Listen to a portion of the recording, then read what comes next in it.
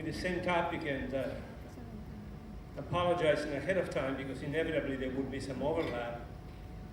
Let me just maybe complete the presentation on dissections. If you look at the actual underlying pathology as exemplified by those examples, I think you would agree with me that it makes a lot of sense to do endograft TEVAR treatment and put something inside of it, the true lumen, to re-expand it.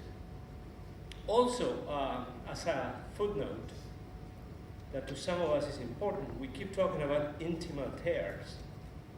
It's not intimal, it's intimomedial, because the actual plane of dissection, like in endarterectomy, occurs in the middle of the media, so it's really an intimomedial tear and plane of dissection. We also know finally why it is that dissection begins in a couple of favorite spots, as we all know, and it's because of the areas of peak aortic wall stress, as this has been uncovered by very refined, excellent studies in the recent past. We continue to have these two classifications. I personally find the older DeBakey classification more useful because DeBakey subdivides the type B's into 3A's and 3B's, and vis-a-vis TEVAR, it makes a great deal of difference whether the dissection ends at the visceral level or goes all the way down. Unfortunately, the 3B is the most frequent of both.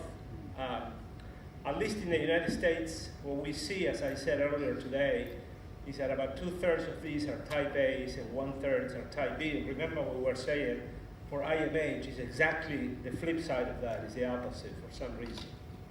So if you look at the DeBakey again, type 1s are about 60%, type 3s, what we are mostly interested in with TEVAR, are 30%, and the least common, the most rare really, 10% is type 2 that involves the ascending only, which happens to be the one Dr. DeBakey himself had. He had an operation for repair at age 97, which he survived, not easily, but he did survive. He never really walked again, but his brain came back to a baseline level. I was a fellow there many decades ago in a different century.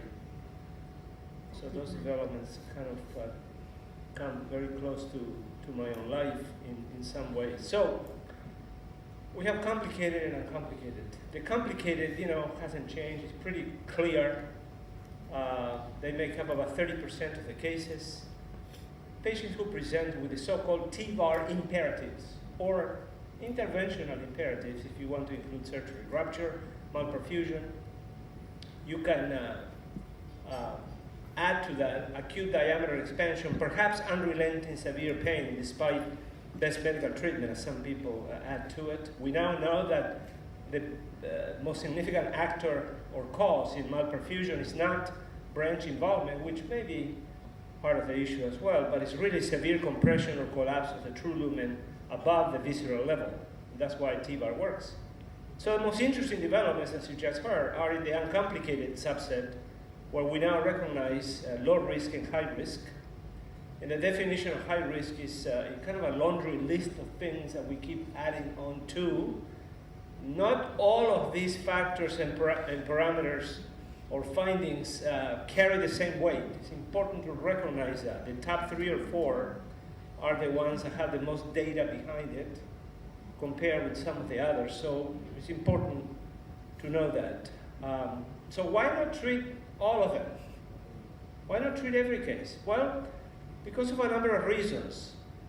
Arch involvement, inadequate zone 2 for landing proximally, severe access impediments, limited life expectancy. So doubt and uncertainties understandably persist, and look at this, more than 50% of medically treated patients are still alive 5 years later. So this is a bad disease, it's dangerous. But remember that intervention can kill them too. While evidence in favor of more aggressive treatment mounts, there is no level 1 evidence. And some of us begin to wonder whether we will ever have it.